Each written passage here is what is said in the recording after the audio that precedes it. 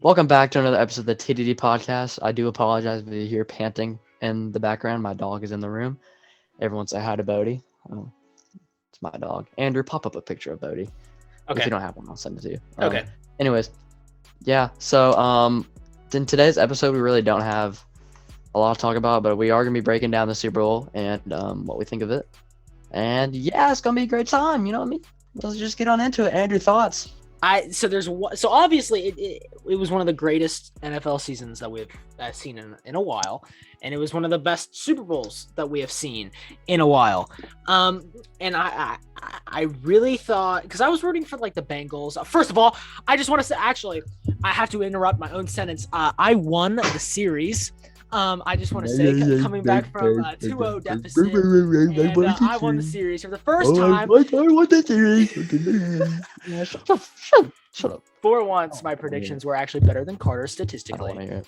Okay, by one game. By one game. Yeah, you choked a 2-game lead. 3-game lead.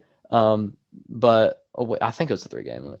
Anyways, it's okay. It's not like I got like completely destroyed. I mean, they were close games, but Andrew did win, much to my demise. He did technically take the W. Let's go. So, yeah, we should have had like a punishment involved, because then it would have been like a lot more competitive. And then I like would have actually been fucking pissed if I lost, because I'm only a little bit pissed. But like Yeah, I would have been right now it's just bragging rights, because I'm not gonna shut up about it until next season. So, yeah. yeah. But anyways, it was a great Super Bowl. It was really back and forth. I thought that the Bengals really had the momentum going. I thought that they could pull it off. They couldn't. And I have to address something that I don't know if you were going to talk about or not, but a lot of people have been blaming the refs for the Cincinnati losing. And here is my problem with that. Essentially, the refs equaled out the game. They gave the Bengals and T. Higgins a freebie of a touchdown because he grabbed Jalen Ramsey's face mask. The play is obviously up on the screen for you guys to see in depth. But he grabbed his face mask, and it resulted in a touchdown, and it should have been an offensive pass interference. So the refs didn't call that. And what I like, though, actually, is throughout the first half completely, like, there were no penalties called. Like, they let them play. They were letting them play. And then they decided... there was one penalty called. And it was on that dude who, like, ran on the field. Okay, well... They scored the touchdown. He's, like, not even, like, playing. He's, like, literally inactive, and he runs on the field to celebrate and gets a single penalty. Yeah. I thought that was the most hilarious shit, dude. Oh my god, I thought that was so funny. In regards to like actual physical play, the refs were letting them play, and I love that, dude. Like, I love when the refs don't get involved and they can just play football. Then in the second half, they decided, hey, let's switch it up a little bit. Let's get fancy. And then the refs, especially in the last 2 minutes, called some of the worst penalties I have ever seen in my life, especially that holding penalty, again, up on the screen, against the Bengals to set up a 1st and goal instead of a 4th and goal. And then the Rams ended up scoring what would be the game-winning touchdown against it. So they got opportunities. Like, the refs essentially did give the Rams the game-winning touchdown. Here's my problem with people blaming the game on the refs. Essentially, like I said before, the refs equaled it out. They gave the Bengals a touchdown, and they gave the Rams a touchdown. The Bengals were driving on their final drive. You had 53 seconds, 2 timeouts on the opponent's 47-yard line, and you had a lot of time, and you've got one of the best kicker, if not the best kicker in the league right now as a rookie, and he is 14 for 14 in the entire playoffs, including the Super Bowl so far. He has not missed a single kick. If you can at least get it into field goal range, you can tie that, because it was 23-20. You could tie that game and send it into overtime. But the Bengals offensive line sold.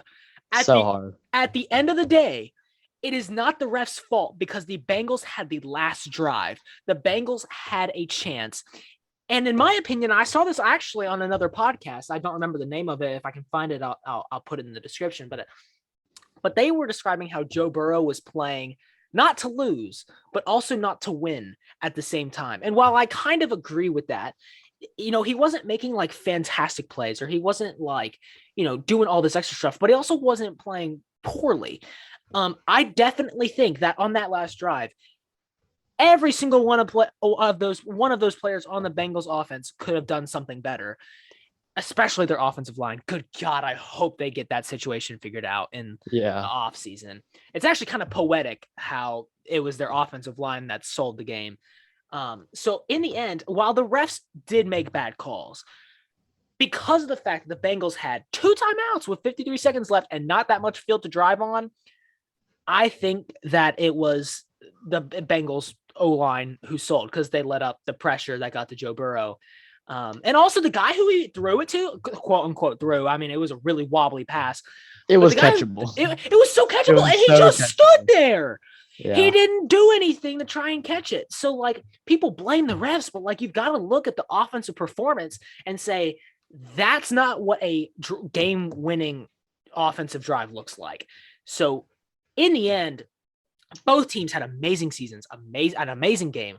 One of the best Super Bowls I've seen, best Super Bowl commercials we've ever seen, halftime show included. I think that the Bengals just choked in the big moment. And I do think the Bengals will be back.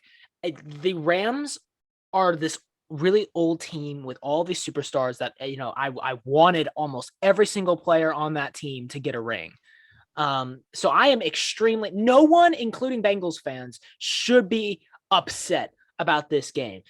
Everyone should be happy for this Rams team because all these stars won a ring. Joe Burrow, Jamar Chase, that entire Bengals team, offense and defense, except for Eli Apple, which, by the way, is a whole other discussion, but I'll give Carter a chance to speak before I go on that rant.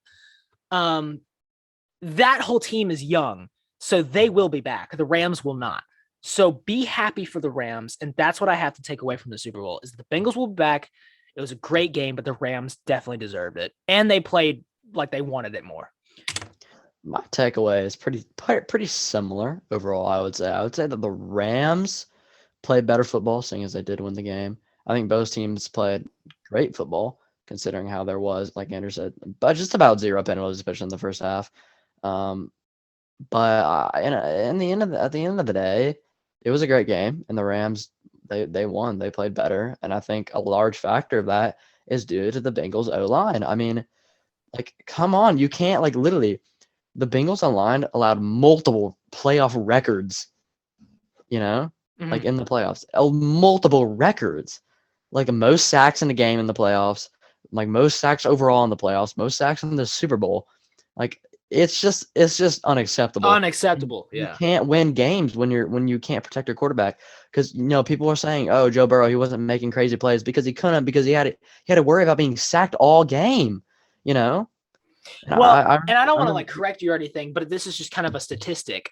The Bengals O-line didn't allow any sacks in the first half, and then they allowed 7 just in the fourth. But keep going. No, it's unacceptable. Really, I mean, it is. Like, you can't have your superstar quarterback making superstar plays when he can't throw the ball, when he has no time to throw the ball. You know what I mean? Yeah. So, Bengals O-line, I think, are the biggest factor to blame. The offense for Cincinnati played well. The defense for Cincinnati, I think they did their job as best as they could have, minus Eli Apple. But all things considered, everyone but the offensive line, I think, played well. And I think, like Andrew said, there was at least one play that at least every single Bengals, offensive guy could have done better for sure. But overall, I think they played really great football, and it's the O-line that let them down. Yeah. No, yeah, I completely agree. And I do want your opinion on Eli Apple as well, because he's a whole entire discussion on his own, to be honest. But he gave up. First of all, if y'all don't know who Eli Apple is, he played on the Giants, the Saints, and now he's on the Bengals. And he is infamous for talking a lot of trash, and he's garbage. Like, he is hot trash. So he talks all this garbage on Twitter, and then he gets smoked like a burnt piece of toast on the field. And he tweeted out all this stuff, and he's talking all the smack because he like clamped Tyreek Hill, which he didn't. He made one good play. Seriously. And which he had help on. It wasn't even really all himself. Yeah. And so he made all this spectacular like tweets out and making himself look good. He gave up a wide open touchdown to Cooper Kupp in the first half. Then led up the game winner. He did not even try to deflect the ball. He did not try that game. And so most blame of the game is going on him and not the O-line. Now we're going more statistical. So we're putting more of the what we saw on the offensive line.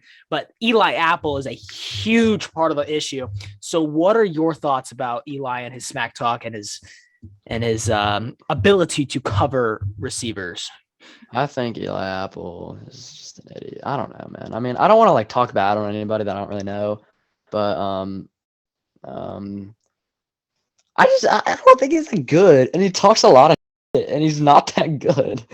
So I don't know, bro. I mean, yeah. I mean, we can't really be talking because we're not in the NFL. Oh yeah, he's probably better than us. Let's be real now. But bruv, if you get hired to the NFL, please cover, especially in the Super Bowl. Like it's just embarrassing for anybody to talk that much and then get absolutely roasted in actual game. Like if you can't back up your talk, what are you doing? Like why are you talking? Yeah. You know? No, and everybody, all the NFL players are flaming him on Twitter, and it is hilarious. Dude. It's so funny. It's hilarious, but he deserved it, to be honest. He did. Eli Apple, what a character. Yeah, character indeed. That's one way to describe it. It's kind of, there is a need for those kind of guys though that just are fucking stupid and they like tweet shit that they can't back up, and the whole NFL community, like a whole NFL community, just bonds to flame them. That's what stuff like that is what prevents civil wars.